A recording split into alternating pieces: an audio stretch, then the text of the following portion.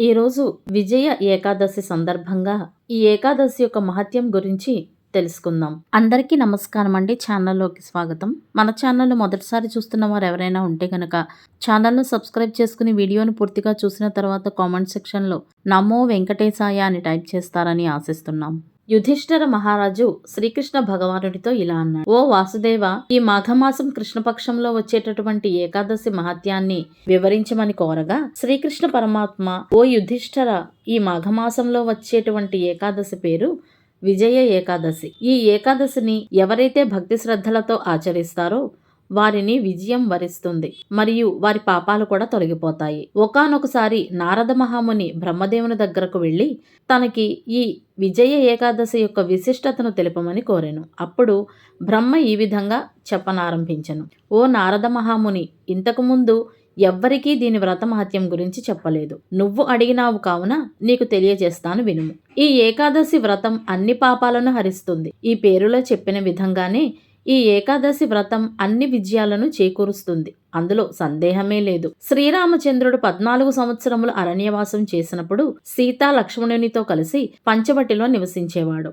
రావణుడు సీతాదేవిని అపహరించినప్పుడు శ్రీరాముడు దిగులుతో అన్నీ కోల్పోయిన వాడిలాగా ఉండెను. సీతాదేవిని వెతికే క్రమంలో జటాయువు మరణించబోతుండగా చూసి ఏమైనది వివరం అడుగగా, జటాయువు సీతమ్మని రావణాసురుడు ఎలా అపహరించాడో, సీతామాతని కాపాడబోయి రావణుడి చేతిలో రెక్కలు తెగిపడిన విషయం వివరించి మరణిస్తాడు. శ్రీరాముడు తన సీత కోసం జటాయువు చేసిన ప్రాణత్యాగానికి జటాయువుకి వైకుంఠలోక ప్రాప్తి ప్రసాదిస్తాడు. సీతాదేవిని వెతికే క్రమంలో కబంధుడిని సంహరిస్తాడు. అటు తరువాత శ్రీరాముడు సుగ్రీవుడు స్నేహితులవుతారు. సుగ్రీవుడు వానరసేనకు రాజు అగుట చేత సీతమ్మ వారిని వెతకడానికి పెద్ద వానరసేనని తయారు చేసి హనుమంతుని అమ్మవారిని వెతకడానికి లంకకు వెళ్ళమని ఆజ్ఞ ఇవ్వగా, హనుమ లంకలో సీతమ్మని అశోకవనంలో చూసి శ్రీరాముని ముద్రికను చూపి ఆయన గుణగణాలను కొనియాడి హితవు పలికి సీతాదేవి దగ్గర ఉంగరం తీసుకుని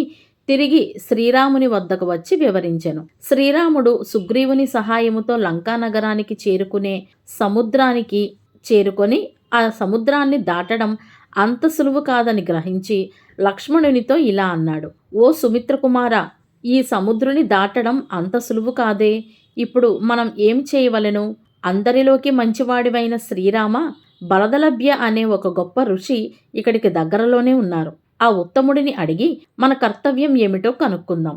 ఆయన మాత్రమే మనకి ఈ సమయంలో సహాయపడగలరు అని సెలవిచ్చి ఆయన దగ్గరకు బయలుదేరారు.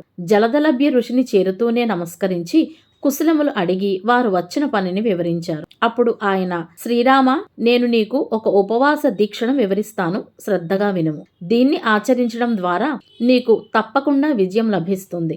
ఏకాదశి ముందు రోజు ఒక వెండి, ఇత్తడి లేదా బంగారం ఏదీ లేకపోతే మట్టి కుండ ఒకటి తీసుకుని అందులో నీరు పోసి నవధాన్యాలు, పసుపు, కుంకుమ వేసి కుండకు తోరణాలు కట్టి అందంగా అలంకరించాలి. దీనిని శ్రీమన్నారాయణుడి దగ్గర పెట్టాలి. మరునాడు ఏకాదశి ఉదయమే స్నానం చేసి భక్తి శ్రద్ధలతో శ్రీమన్నారాయణునికి పూజ చేసి ఈ కుండకి పసుపు, కుంకుమ, గంధం, అక్షింతలు వేసి నమస్కరించి ఉపవసించి రాత్రికి జాగరణ చేయాలి. మరునాడు ద్వాదశి తిథి రాగానే ఆ కుండకు పూజ చేసి ఏదైనా ఒక నదిలో కలిపివేయాలి. తరువాత ఉత్తముడైన బ్రాహ్మణునికి భోజనము పెట్టి నువ్వు కూడా భోజనం చేయాలి. ఈ విధంగా నువ్వు నీ సేన ఉపవాసం చేస్తే తప్పకుండా విజయం లభిస్తుంది అని చెప్పెను. శ్రీరామచంద్రుడు జలదలభ్య ఋషి చెప్పినట్టుగానే వ్రతం పాటించి లంక మీద విజయం సాధించాడు. ఈ వ్రతం ఎవరైతే ఆచరిస్తారో వారికి వైకుంఠ ప్రాప్తి కూడా కలుగుతుంది. ఓ నారద, ఈ విధంగా ఎవరు ఈ ఏకాదశి వ్రతం నమ్మకంతో భక్తి శ్రద్ధలతో ఆచరిస్తారో వారి అతి చండాలమైన పాపాలు సైతం హరించుకుపోయి విజయం లభిస్తుంది మరియు వైకుంఠ ప్రాప్తి కలుగుతుంది అని శ్రీకృష్ణ పరమాత్ముడు వివరించి, యుధిష్ఠిర, ఎవరు ఈ ఉపవాస దీక్ష చేస్తారో, ఈ కథను వింటారో వారికి అశ్వమేధ యాగం చేసిన ఫలితం లభిస్తుంది అని చెప్పాను. నమో వెంకటేశాయ. లోకా సమస్తా సుఖినో భవంతు. సర్వం శివార్పణం.